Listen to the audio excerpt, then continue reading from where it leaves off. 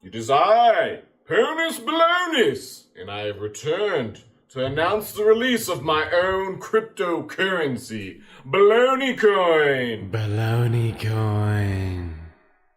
Oh, hell no. Not you again. I thought we got rid of your ass. Fear not, my friend Neil. I have returned just in time to let you in on the ground floor of Baloney Coin. Baloney coin. I really prefer honey ham over bologna. This is not actual meat. This is just the name of my electronic currency. That's right. It is the future of finance, and I need early investors to make it viable. What the hell did you just say to me? Look, Neil, I'm going to give you some of my shares of Baloney Coin, and I just need you to hodl onto it, okay? Is that easy enough? Huddle? Like football? No, you must hodl it. Hodl! I do not know what you are saying to me right now. It means hold on for dear life. Do not let it go, Neil. Okay, sounds pretty easy. What do I need to do? Yes. Baloney coin. First, you'll need to start a Coinbussy account. Then, once you've started your Coinbussy account, you'll need to verify your identity with your date of birth, your social security number, 3 forms of validated government ID. After the 24-hour identification period, then you'll be able to start investing. First, you'll need to find the ID number for your Glazerium wallet. Once you have that, log into Periscope and start a live stream. Shout out your Glazerium ID loudly and clearly on the Periscope live stream. If it was successful, you'll receive an invite to the dark web IRC chat. Join the chat and make sure you are prepared to use several homophobic and misogynistic slurs so that you fit in with the engineers of Baloney Coin. Man, what the hell? I thought you said this was going to be easy. Neil, don't give up, you're almost there. Trust me, once you've joined the dark web IRC chat, my alien friends are floating in the upper atmosphere above the house. They will beam you aboard their ship. Then we will transfer the Baloney Coin to your Coinbussy wallet. That's right, my friend. You will be a millionaire by this time next year. Thanks to me, Honus Balonus. No, man, I'm out. I got a show to run. Neil, wait, please, no. I need to tell you about the Alien Cheeks Plumpifying Cream. I need to sign up at least 10 people, or else my alien friends will... Ah! It's too late! Ah!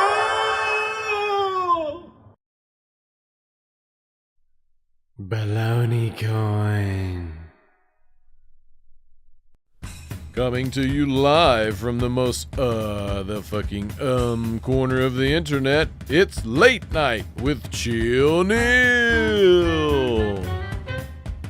Tonight, Wednesday, March 24th, we have admin behind Infinite Loads 2, memes that make you go, oh, whoa, Redford Acre Stowe, whoa, whoa, whoa.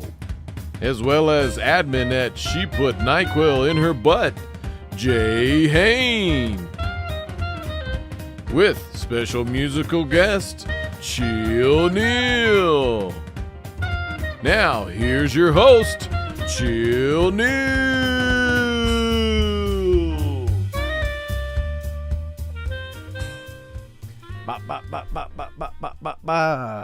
All right, I gotta stop stealing David Letterman's bit. I just love the man so much, I can't help it. Anyway, thank you all for tuning in for another Late Night with Chill Neil. This is going to be an amazing night. I mean, some weird stuff has already happened. I guess I could have been an early adopter for Baloney Coin, but I wasn't ready for that. I can't even get my Coinbussy account to reset my password. It's problematic.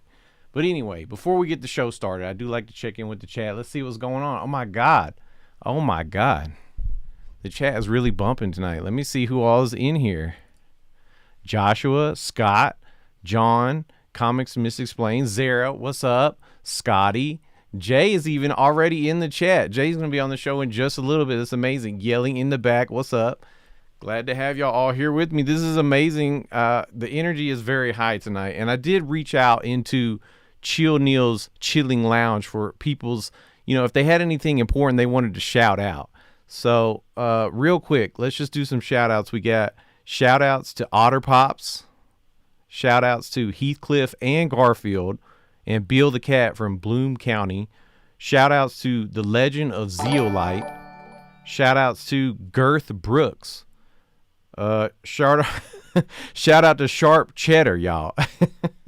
I appreciate that. All right, just if y'all ever have any important shout outs, birthdays, anything of that nature that you want Chill Neil to shout out, hit me up in the Chilling Lounge. And if you're really enjoying the show, make sure you hit the like and subscribe, all that stuff. Anyway, I'm very excited, as I always am, about the guests on the show tonight. And I think it's time we just go ahead and get into it. Let's go ahead and welcome our first guest to the show. I know a lot of people have been anticipating this. So, hey, everybody, let's give a very warm welcome to Redford Acre Stowe. Welcome to the show. How are you doing tonight?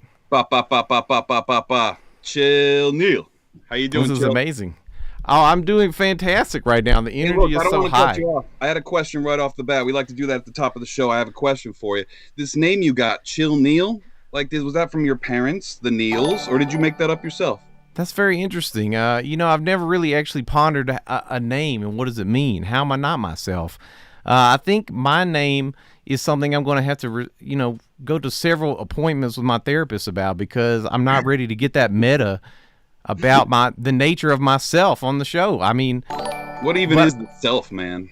We are trying to work on it personally, but that's a great question. Right off the bat, I had a question for you. I was wondering maybe, you could back me up here with the metaphysical.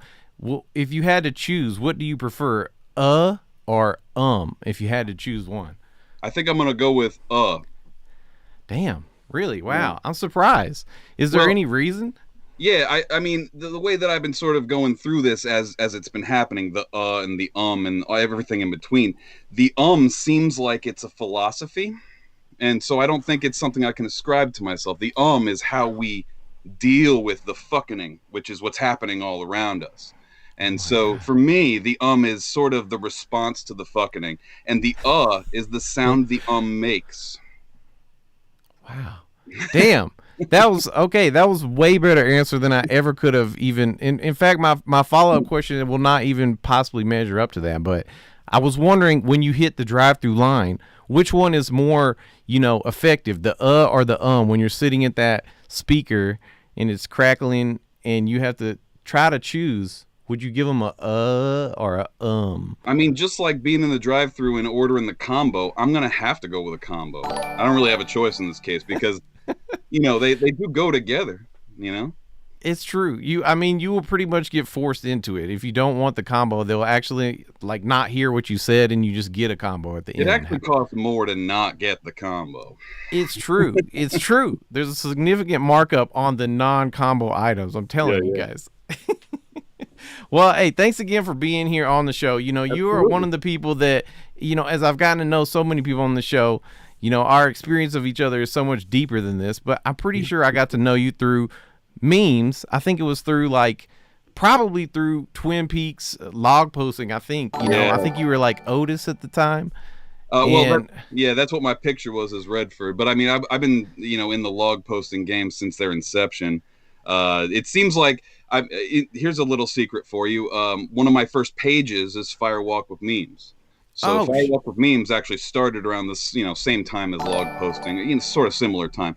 And so just as their, return was being announced was when all that sort of happened. And then, they both got pretty big in relation to the return. And obviously now, since the return's long over, they're kind of wastelands, which I like. I don't know. I mean, sometimes I see, I got into Twin Peaks memes way after Twin Peaks came out, so you never know. I mean, yeah, true. The relevance, it comes, it wanes and comes back. And anyway, definitely. I guess it was interesting to me because, we're billing you on the show tonight as Redford Acre Stowe, but your artist name is just Acre Stowe, right? Is that? Yeah. But Facebook wasn't having that. You couldn't be Acre Stowe on Facebook. That's legit how it started. Yeah, when I first made the first profile, Eugene Acre Stowe, it was just Acre Stowe, and then I sassed off to someone, and they reported me for having a fake name. So, I remember it was probably February or January of 2016, And I remember my back was out, so I couldn't move very well, and I'm just sort of laying there, and I'm like, they won't take my name, and I was like just sitting there. I'm like, Eugene's the name, and it came like lightning, and I at first hated it, and then almost right after, I became Eugene. You know what I'm saying? Like Eugene is an inherent part of who I am. And the only reason I had to leave Eugene behind was because I was getting zucked for everything. I couldn't post like anything without catching 7 days minimum. And not even rude stuff. I remember there was a meme that was getting me hit all the time where it was Steve Irwin, and he's he's being filleted by a stingray that's also killing him. And that one just kept getting me zucked. And then I started posting text describing the meme, and that would get me zucked. And it just kept getting out of control. So I don't know why, but like as soon as I made Redford, I could post like raw stuff and not catch a zuck. I mean, that's changing now because it's been a couple years, but like the algorithm's catching up to me now. The zuckening is always, there. It's always looming over us. You never know when you're going to catch it. You could have posted something 7 years ago and get suddenly a 30-day ban. I don't understand. Happened to Warple recently. I remember like in January or something, we in one of the Twin Peaks groups, we got a notification about something she posted getting removed in 2018, just the other day. God damn. Yeah. That's wild. That's how it rolls. Well, I mean, it makes so much sense now. I understand, the Acre Stowe and the Redford and the Eugene. It's almost like a series of iteration. Does it, Does it feel like a Chi O'Neill meta thing, like the way you asked me that question about Chi O'Neill name? Does it even relate like that for you? I mean, I've been doing alternative identities for a long time, probably 12, maybe 11 years, and this is 6th or 7th for me. I've found that I guess it all started. I was really a big fan of the band The Residents when I was a little bit younger, and the Residents have this thing where you're not supposed to know who they are, and that helps them separate themselves from the audience. And I've never really considered an audience in the sense that I don't like to consider what people will think as I post things. I just literally post things, and because to me it's about the work itself. It's about the memes and the garbage I post, and it's so much more about the actual work than it is about like who I am. And in fact, I got people in my ear all over the place. I got people living in my house and on the internet just like feeding me these awful garbage ideas that I love so much, and just have memes with them. It's funny when Jeff Wolf was on here, he talked about how like he wanted to make what he saw in the world and how he has these super high quality memes, and it's so true. Like I'm such a fan of the call center, as I'm wearing that call center shirt right now, but like anyway, I found that he's raised the level of the bar so much that I feel like there's something to be said also for the disposable nature of memes and the proliferation of memes in terms of quantity. And so I think that both kind of apply. I love to sit down and spend 20 minutes on a meme, and I also like to fire off 40 of them as fast as I can. I do both. Well, I just love that because it was something I really wanted to ask you about, which is that thing that we call inspiration. How do you find it? How do you tap into it if it occurs? How do you not worry about it? And I feel like it applies to both the ideas you just described, a really quality meme, or just, that day you're going to make the same iteration of, 40 different memes. Like, what is it for you? I guess, I hate to ascribe to anything specifically, but I was very moved when I learned about how back to Twin Peaks, how David Lynch catches ideas.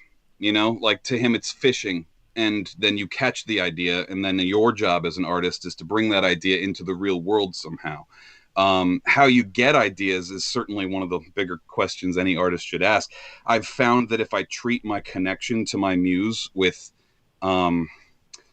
sort of a level of importance, that it doesn't betray me. And I've found that applies in a bunch of interesting ways. If I have to apply my creativity to like making money to survive, it doesn't work. It just stops working. So there's obviously negative sides. You have to learn what the rules are for you. This actually goes with a thing I've been talking about for a long time, which is that each of us individually have a set of needs, and they need to be fulfilled. Otherwise we act out and we do bad things to each other as people. But like each artist also has a subset of things that you need to fulfill in order to make some sort of connection to your muse. And when you do that, you'll have all the ideas you want. You'll never want for ideas. I have lists. I have notebooks. I have tons of ideas. I'll never be in want for ideas. Well, see, that's amazing to me. And that's, I guess, one of the most enjoyable things about, getting to know people over the internet and just simply from seeing their memes, liking them, commenting. The next thing you know, you're like, damn, this person is cool.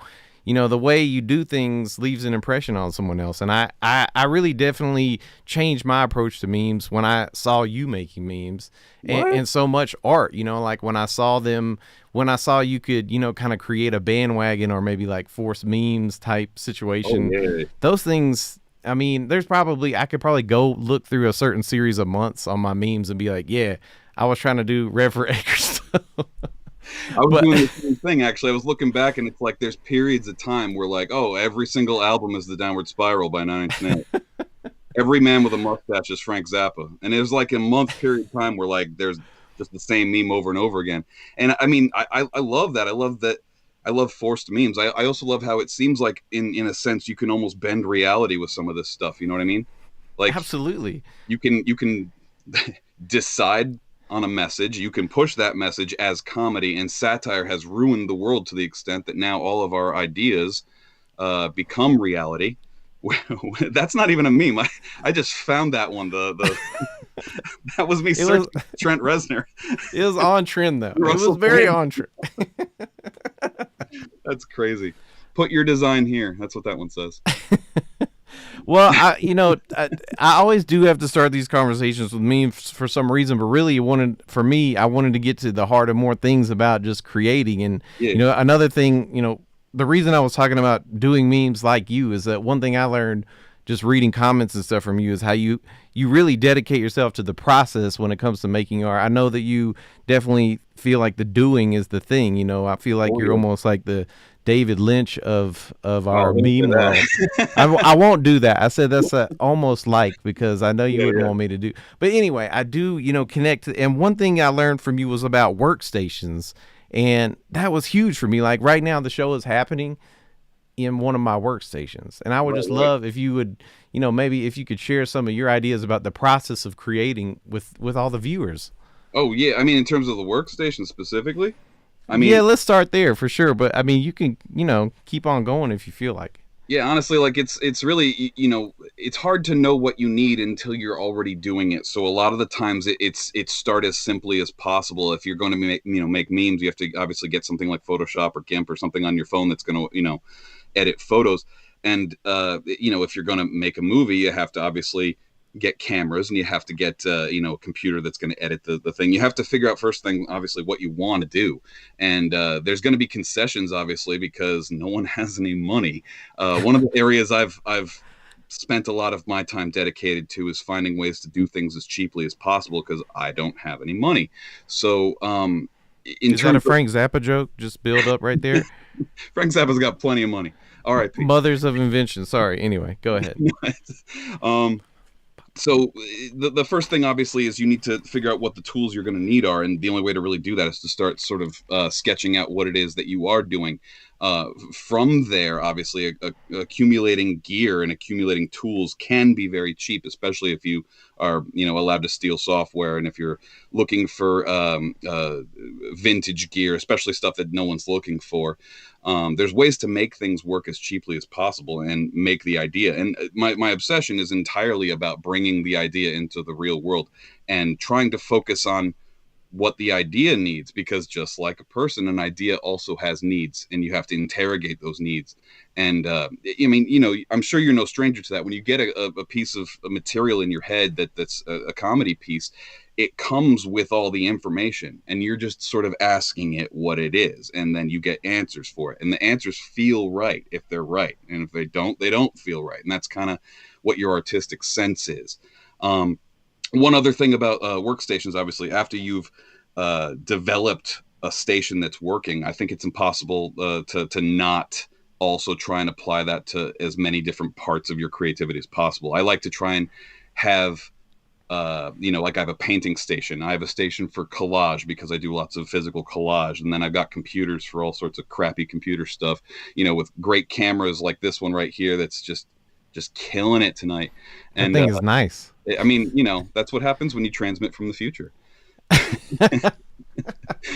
But no, I mean, the reason why you want to have multiple stations and multiple creative outlets is because when one form isn't working, you can just hop to the next one. Okay.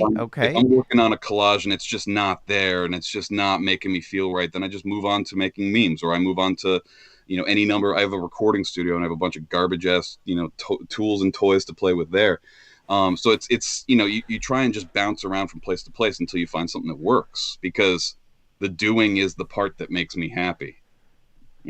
Honestly, I've never been more happy than when I've made something and no one's going to see it but me, and it's perfect. It's for me. God damn.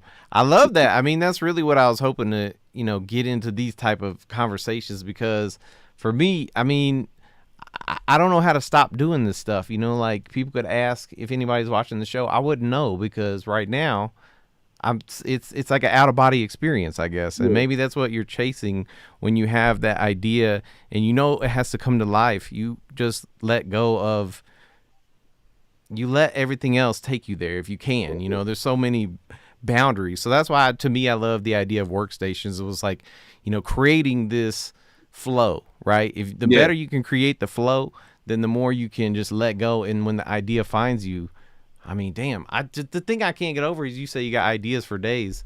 Have to, might have to see if you got a few bones you want to throw me, we always have bones for Chill Neil anytime. Well, I'm very curious, man, because I've listened to things like is it the Skronk tapes? Oh, and Skronk tapes. Yeah, that's my jazz label with my buddy I grew up with. His name's Joe Aurora. Shout out to Joe Aurora. We need to shout out Joe Aurora. So getting to know you through your musical output is also, it's equally prolific as your meme output.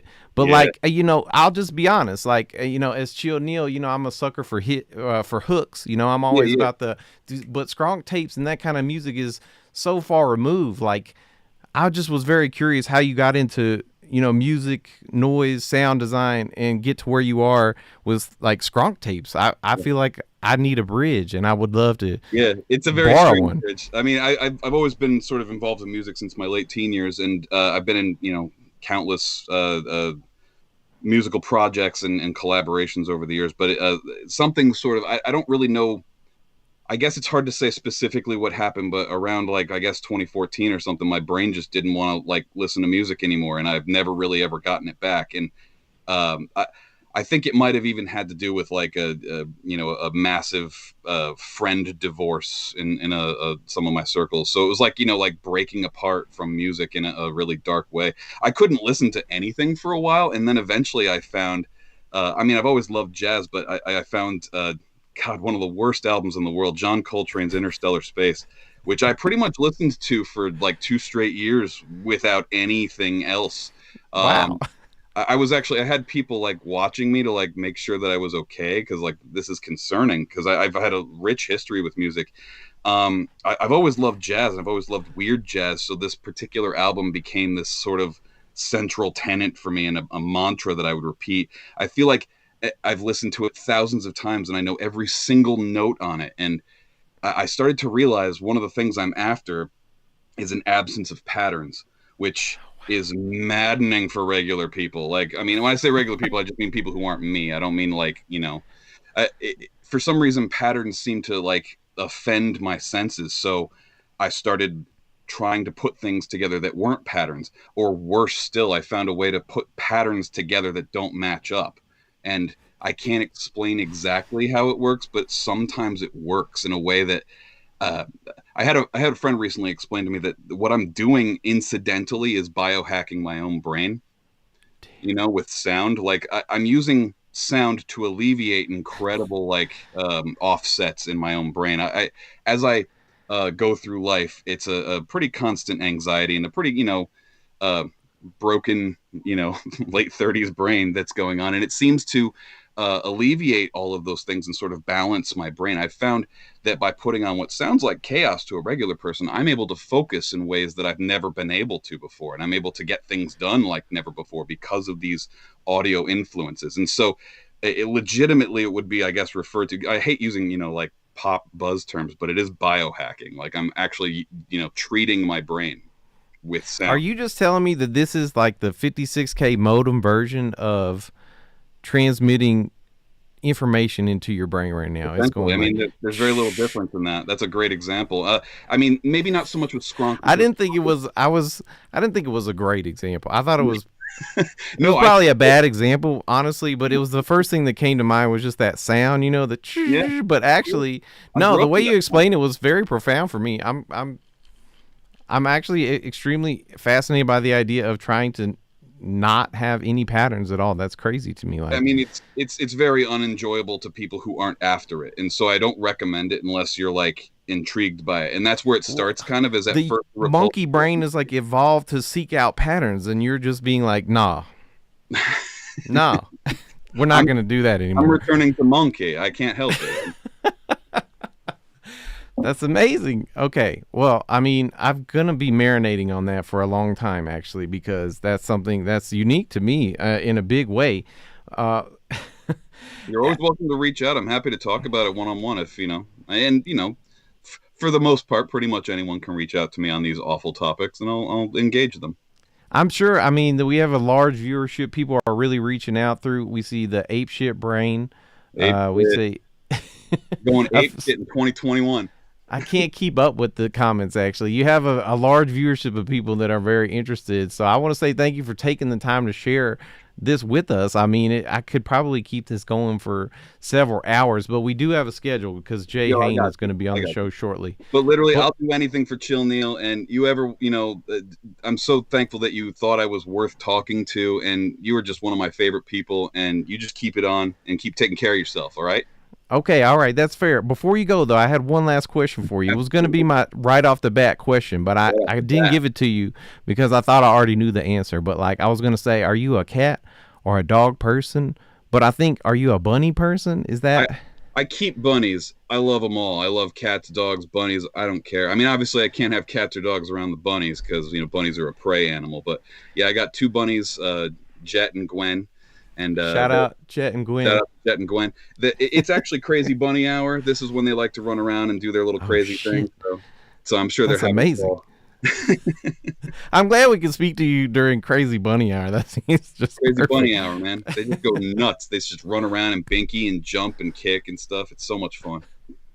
Hell yeah, I love it. Mm-hmm. Well, Acre Stowe, Eugene, or Redford, or so many other identities that people know you by. Thank you for being here tonight. It's a huge pleasure and an honor. Thank you so much. My honor too, sir.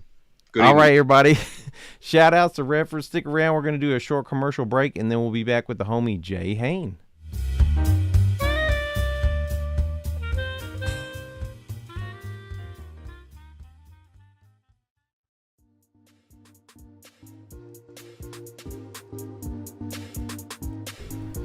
Plump up your cheeks with Palladium Plump.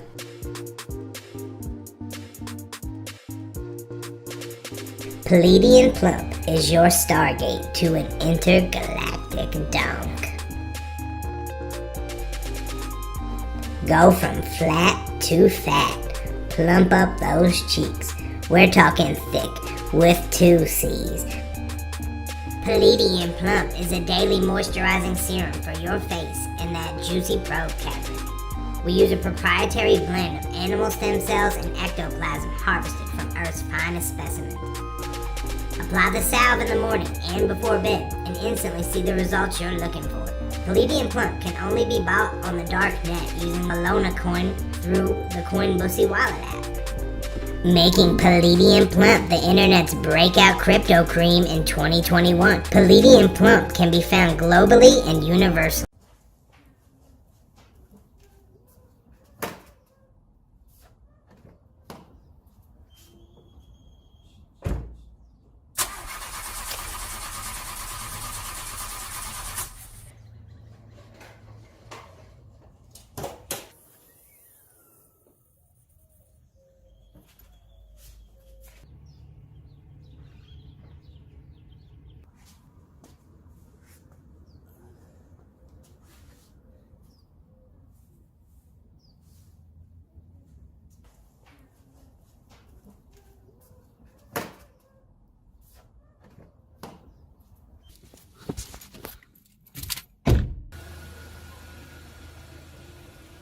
biology, now available at your local college university. Improve yourself.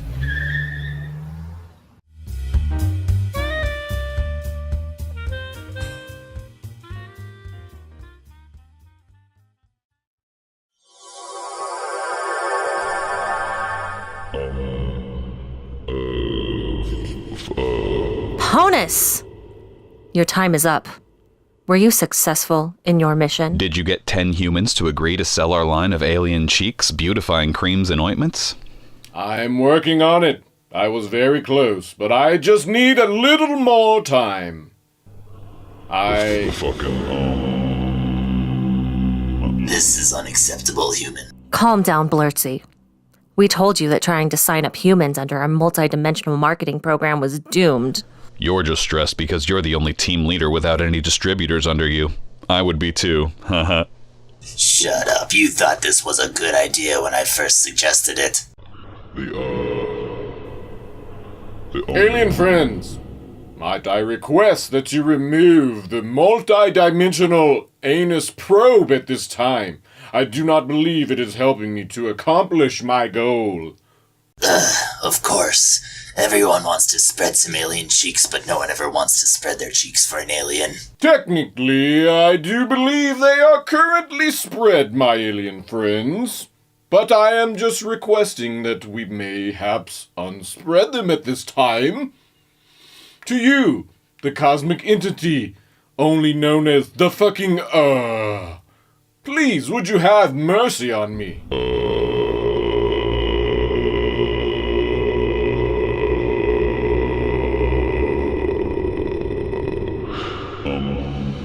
No, you promised me if I helped you set up your own cryptocurrency, you would recruit 10 new distributors to sell the alien cheeks plumping cream.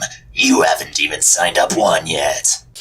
I don't believe that I am particularly well fit to the multi-dimensional marketing, my fellows. It's too late. You made a deal. You must honor your end of the bargain, or you will wear the multi-dimensional market probe within your anus for all of time.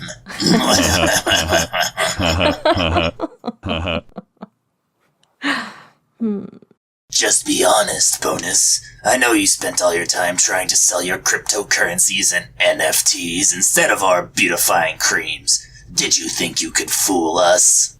I am but a man, known as Ponus Belonis.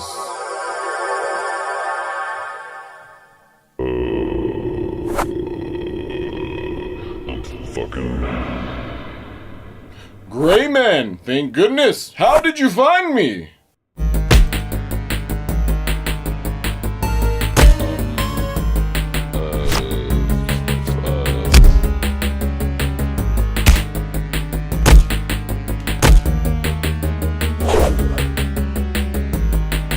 Please, Gray man, get me out of here before they wake up.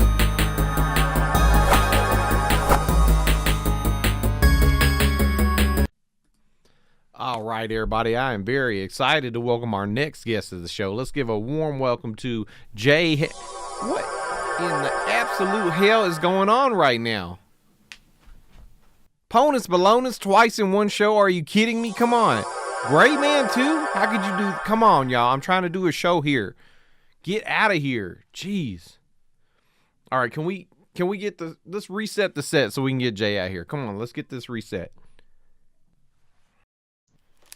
Wow, that was weird. I can't believe there's aliens and everything, but Jay, welcome to the Jay, what is going on right now? Oh, I'm just checking out my washing machine. How you doing? Neil? I'm doing amazing. This is so much right now. I feel like I'm inside of a Pink Floyd album cover or something. What is happening? Those money, it's a kick, man. Well, thank you so much for being here with us tonight. I just wanted to know, was that like an alien, Area 51 strain that you just had there? Yeah, the alien, that's a big blue city diesel. Damn, that sounds like an earthly strain. Yeah, I think it's something to do with trains or something. I don't know, I can't, Well, I do have to ask you some groundbreaking, right off the bat, important questions. And I just want to know, as a person that has probably a very strong opinion about this, if I eat an ice cream sandwich for lunch, does that still count as lunch? Yes. Okay. Yes. Pretty off the bat, easy answer. I work for an ice cream company, and we have an event every year we do on February 2nd called Ice Cream for Breakfast, where you just get your ice cream, you get your waffles, maybe have a beer, get the kids, have some pinball, you know. Well, okay. Give some beer to the kids. So I got to know then, what is the recommended ice cream sandwich? Maybe even just, let's say, for breakfast. What is the ice cream combo for breakfast ice cream sandwiches? Oh, it's contentious because ice cream is one of those absolute personal choice things. You know, well, some people are into chocolate. We're trying to stir the shit up. I mean, let's get contentious. I need to know. Like, I gotta say, probably like for me, I would go with something real simple. You know, chocolate chip cookie, 2 chocolate chip cookies right there. Make them extra wide, pretty flat. Just a slight bit of chew, but you want them cold, refrigerated. Okay, chewy cookie gang. Yeah. You gotta put inside of it. You're gonna get your scoop of vanilla, obviously off the bat. Then maybe throw something like a pistachio on there. Damn, that's kind of fancy. Next trick is you gotta take your like dipper and kind of flatten the ice cream so there's a little indentation on one side, and then you should get some strawberry sauce and some sprinkles and dip those on them and embed it in as if it was a ice cream sarcophagus sandwich. Damn, I thought you were going to say like waffle with some vanilla. That was amazing. That was like a construction right there. Most people wouldn't even have thought of that, much less you knew that was the answer for that question. You knew that was the correct. It's a science, you know. And it changes every time, you know. It's a collaborative experience generally when you're working with a customer or a friend and trying to get them that perfect chef's kiss ice cream cone. I love that. Wow. Well, I want to ask you some more questions about ice cream, but I don't want to front load the whole conversation with ice cream. Let's revisit that because I want to speak to you about, the world that brings all of us on this show together, which is strangely enough memes and comedy and whatever. And I want to ask, first I wanted to ask, is there a story behind she put NyQuil in her butt? I've never boofed NyQuil. I feel like there must be a story here. Absolutely. It's actually a really simple story too. It sounds like a weird concept to most people. But first off, I got to give a shout out to my friend Ruby.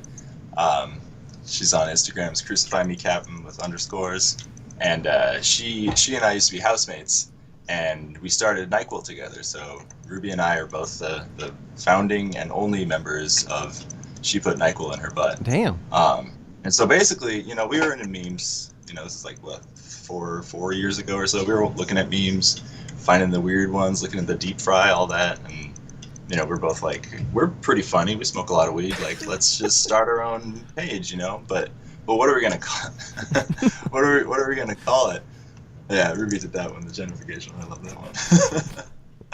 But what are we gonna call it? And so at the time, Ruby was just going around the house, and we lived at a punk house, just writing, "She put NyQuil on her butt" on the walls. That's it? Yeah, and it's because she saw this picture of, and I believe this is in California at some sort of party, of this girl, with their legs up on the wall, like butt chugging a bottle of NyQuil. The other girl is just placing directly in there. Yes, amazing. Yeah, so it's like, that stuck with her, and we were like, what would he call our meme page? And then, it's just pretty straightforward from there. As most meme pages evolve that way. I do love how you gave us the qualifications for starting a meme page are, I'm pretty funny and I smoke a lot of weed. Yeah, it's pretty straightforward. I think it's a pretty solid recipe. Yeah, I do think that's accurate. I think that's what in most cases lead people into memes is. So, it's that weird sense of humor, you find something a little funny and things that other people don't quite, they might get something at a surface level, but then, there's a little something in every meme that you can just kind of like really spin and like just get into the humor and like let yourself. I feel that a lot. And I see that on y'all's page. And I was just really curious, like, how did you ever even get, like, before you even started a meme page, what led you into thinking, like, yeah, I think I want to make memes? Like, who did you see before you started making them that you were like, yeah, that's what I want to do right now? Oh, man, there's so many people. we were looking at stuff. I think one of the first like encounters I had with meme culture was like direct ones. Was I was at a show and somebody had carved on the wall, and it's kind of a weird recurring thing. I don't know. But somebody carved on the wall like outside the door. It was like a very specific 2001 Honda Civic, which was John Truly's page back in the day. And so, I just I hit him up and I started looking at all these memes. And there's a lot of pages that were highly influential at the time. Definitely Craig's Twisted Brain and Namaste at Home Dad for sure. Those two have been with the shits since day one. There's a bunch of other people too who don't like me particularly too much or have been canceled, so I won't bring them up into it. Okay, but, yeah, we can get the extended the Snyder cut of this episode later. Yeah, I could just like go through a Rolodex of this.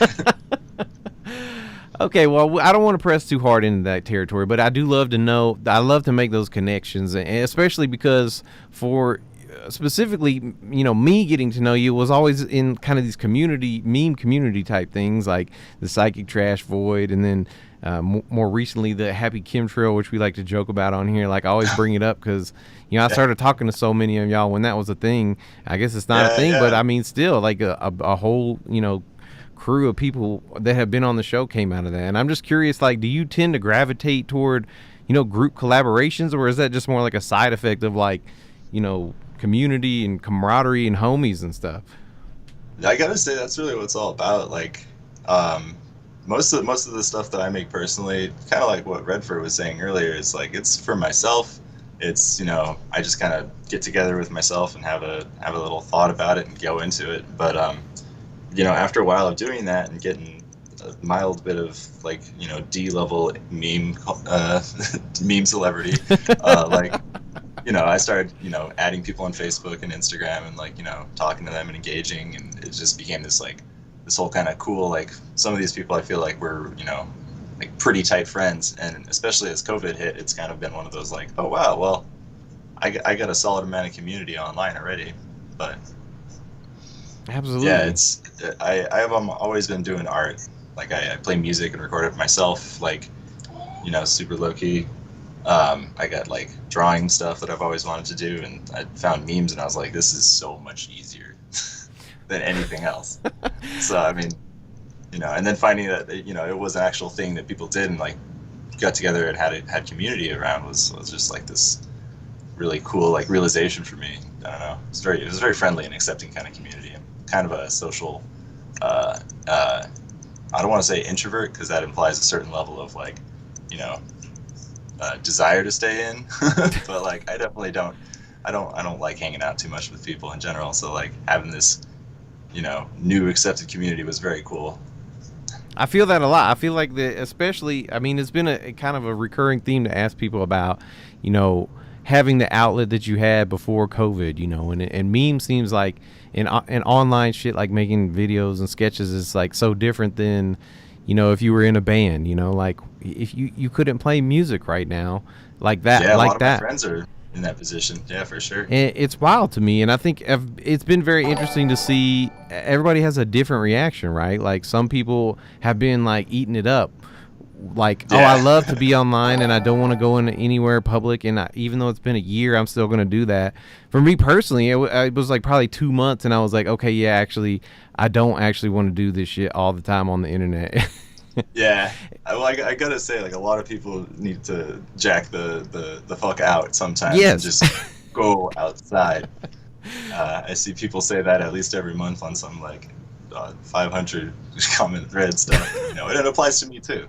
I have to allocate attention in other places that it's just so easy to lose into the internet and all the dumb silly little jokes we make. Yeah, absolutely. It can eat up your attention and your perspective and everything, and it's a lot of fun. At the end of the day, when you step away from it for a while and you get a little perspective, you're like, most of this is just fun. I know there's a lot of other things you can do. Like I appreciate the fact that certain meme pages like yourself, I think we had one of the memes that was about the Blue Lives Matter. The only one I care about is Adderall. I appreciate that if people get a platform, they do sometimes use it for good things. Like if it's got to be political, social, whatever it is, it's like you have the platform to do it. But then it's weird how you just make jokes, right? And that's what gets you to this place where suddenly you have 14,000, I don't know, people, it's across the board. And it's like, how does this occur? Like what led you into making jokes? Like, was it at a young age, like myself, humor is like a coping and a defense mechanism, Totally. I mean, I was always very I'm kind of a people pleaser, which to my detriment, thankfully in the past couple of years, I've managed to get that shit a little bit more under control. But, I was isolated, I was homeschooled, kind of like Pipes Buffet. Shout out Pipes Buffet. Shout out Pipes Buffet. But yeah, I lived in Germany from a young age and was completely had to learn the language and everything. It was kind of isolated from all different communities and whatnot. And so I like to have fun. And I learned to make myself laugh and create things for myself that gave me enjoyment, because I wasn't necessarily finding it or looking for it in the right places. And so, I just kind of kept doing it, and I was like, you know what, this is kind of funny. And then I was, you start showing your jokes or telling your jokes or having your humor or whatever, start putting it into your social interactions and engagements that you have with people. And then, if it keeps working and they keep laughing, that's kind of one of my main core values in life, is just making people happy. And so, yeah, it's kind of like I could have seen myself doing something like this, but I never would have thought it'd be memes, or having some sort of online following. That's very not something I ever expected to go into or had much passion for. Well, I love to discuss the connection because, I've never really identified with the idea of memes. I wouldn't want that to be a defining part of my personality, but here we are.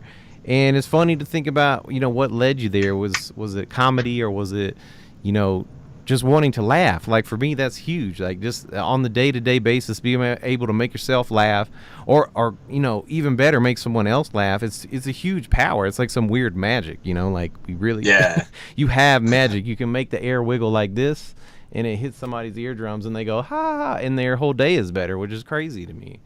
I don't know. Yeah, it really started specifically memes, because Ruby and I were fucking housemates, and we would just hang out and watch dumb TV and smoke and tell each other jokes. And we have such a cohesive and same page, same frequency, same chakra alignment, sense of humor that we would just crack each other up to the point where we're just dying and fucking cackling. And so at that point we're if we're this funny to each other, then there's probably some other weirdos who could probably see this and be like, yo, that is I see what you did there. That was a weird take, but I like it. Absolutely. So.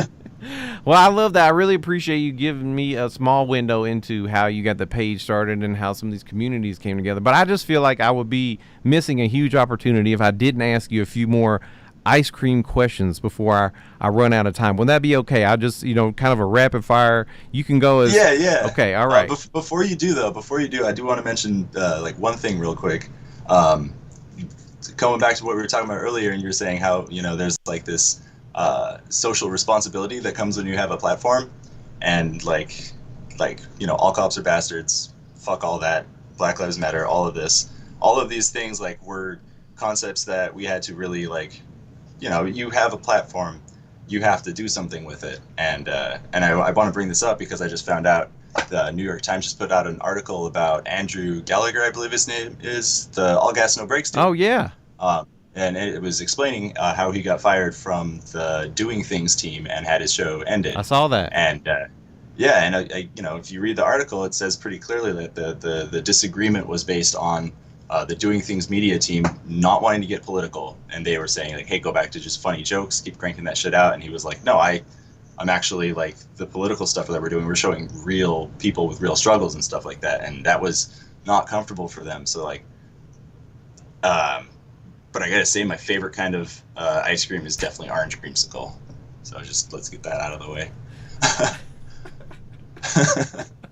Okay. Orange creamsicle. Oh, and Blue Moon. It's from the Midwest. Kind of tastes like Fruity Pebbles. That's the way. That shit's great. Bright blue. Looks fake. Shout outs to Andrew. I just saw this story a couple of days ago.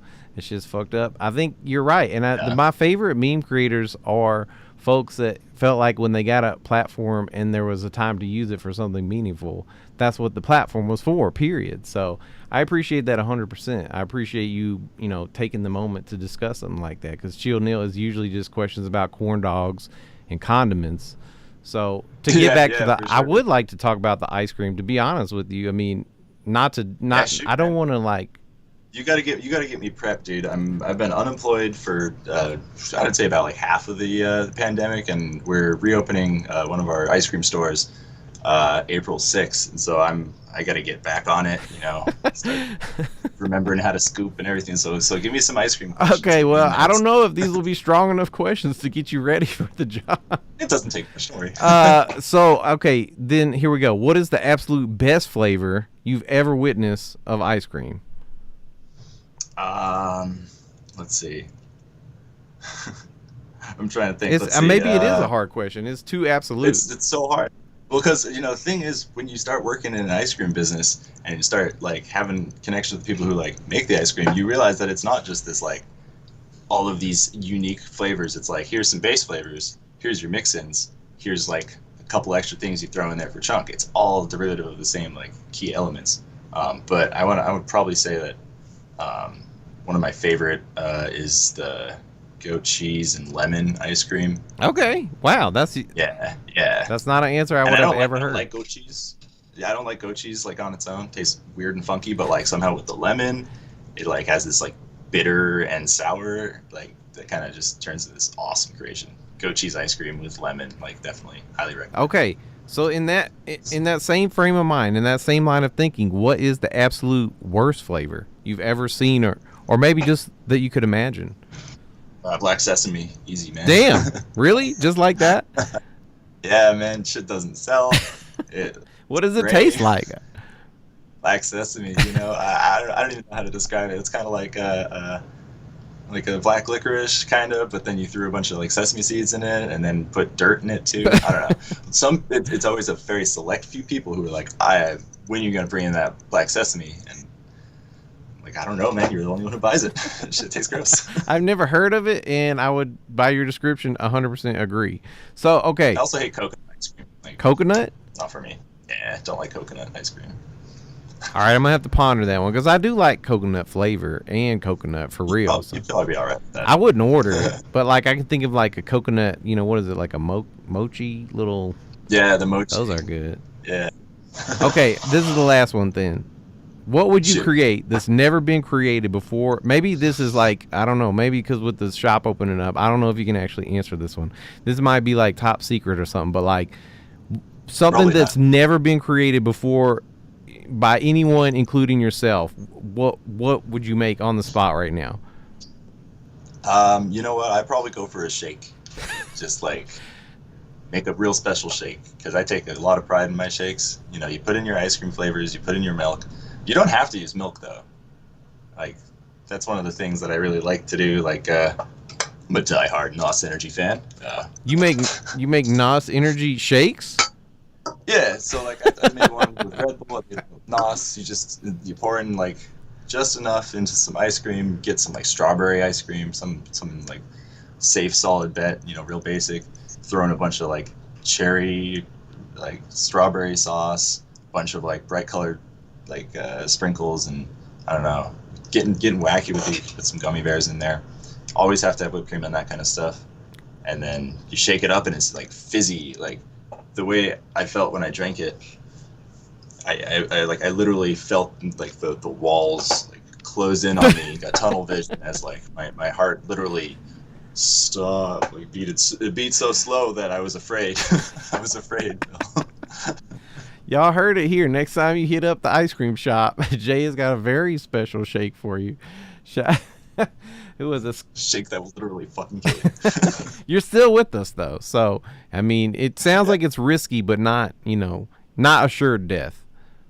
Life's a risk, man. You gotta take the NOS risk with the milkshakes. I love it.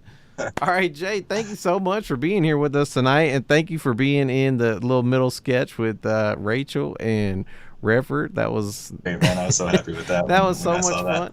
We really appreciate you being here. Before you go, I do want to shout out to next week. We got a whole different show because I guess our producer Phil, his birthday is this weekend, and he said for his birthday could he host the show, and I was like, absolutely not, unless I could be the special guest. So Phil is gonna host next week, and I will be the guest because it's still my show. So don't not tune in for that reason because I'll still be here, but I guess Phil's going to be the host next week.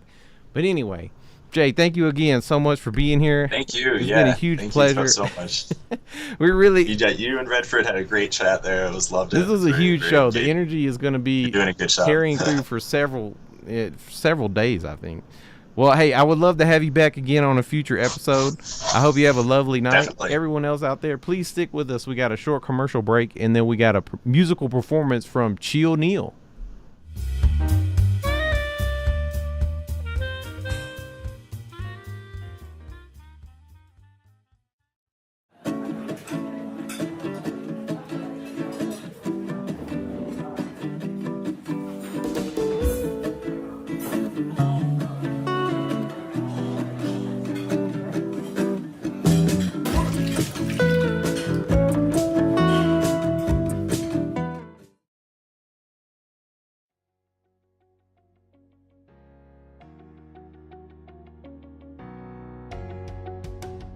Our world is changing, and time is money, and technology is pushing us to new heights in business and finance. It's time to invest in yourself and invest in your future.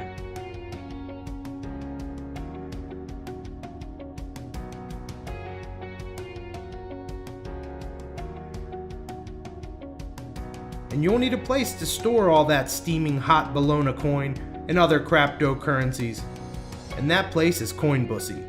CoinBussy is the #1 spot to buy, sell, and trade all your shitcoin. CoinBussy will keep you safe.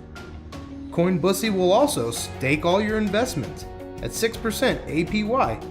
What better way to earn a passive income? Invest in yourself. Invest with CoinBussy.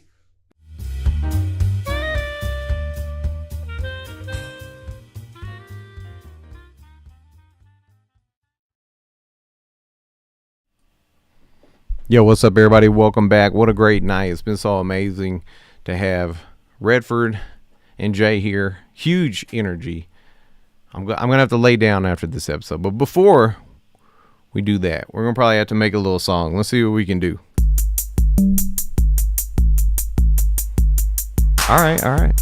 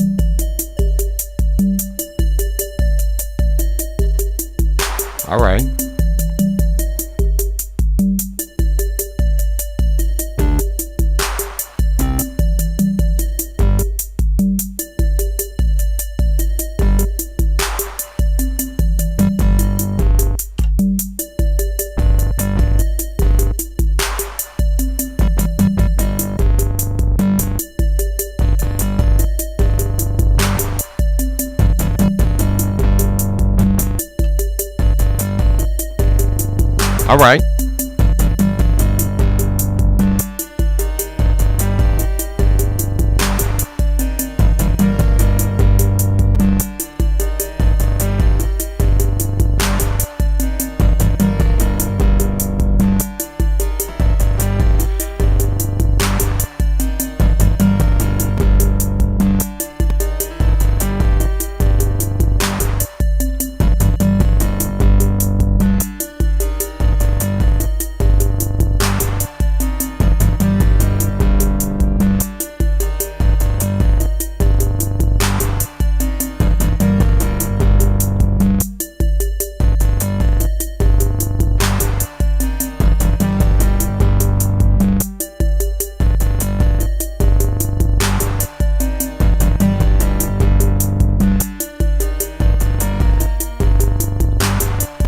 All right.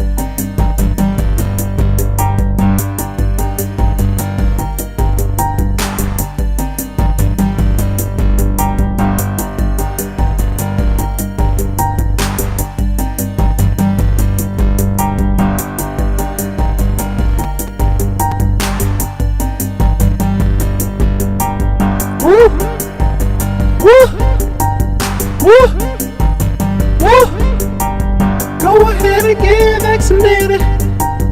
Go ahead and get vaccinated. COVID-19, you don't want to mess with me because I'm vaccinated.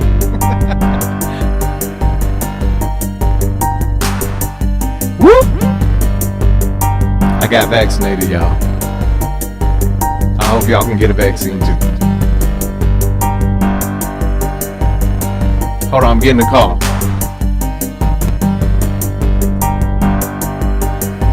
It's my burger phone. What's up? Hey, what's up? Is this COVID-19? Yeah, well, too bad. I got a vaccine. Is this COVID-19? Is this COVID-19? Too bad I got a vaccine. That's the hook. Too bad I got a vaccine. Is this COVID-19? Too bad I got a vaccine. Is this COVID-19? Too bad I got a vaccine. Is this COVID-19? Too bad I got a vaccine. Is this COVID-19? Too bad I got a vaccine. Is this COVID-19? Too bad I got a vaccine. Is this COVID-19? Too bad I got a vaccine. Is this COVID-19? Too bad I got a vaccine. Too bad I got a vaccine. Too bad I got a vaccine. Too bad I got a vaccine. Too bad I got a vaccine. Too bad I got a vaccine. Is this COVID-19? Too bad I got a vaccine. Too bad I got a vaccine. Too bad I got a vaccine. Too bad I got a vaccine. Is this COVID-19? Too bad I got a vaccine. Too bad I got a vaccine. Too bad I got a vaccine. Too bad I got a vaccine. Is this COVID-19? Too bad I got a vaccine. Too bad I got a vaccine. Too bad I got a vaccine. Too bad I got a vaccine. Too bad I got a vaccine. Too bad I got a vaccine. Too bad I got a vaccine. Too bad I got a vaccine. Hey, I want to say I appreciate y'all very much. Thank you for being here with us tonight. Too bad I got a vaccine. It's been such a pleasure to do this once again. Too bad I got a vaccine. Too bad I got a vaccine. I'm still reeling from our guests. I'm trying to. Too bad I got a vaccine. Trying to process it. So thank you, Acre Stowe, and thank you, Jay Hain. Love both of y'all and really appreciate your time and energy. Too bad I got a vaccine. Too bad I got a vaccine. Make sure you stick around after the show. We got a special remix, the Vaso House remix. Anyway, that's our show for tonight. I love you guys. That's our show for tonight. See you later. Too bad I got a vaccine. That's our show for Too bad I tonight. got a vaccine.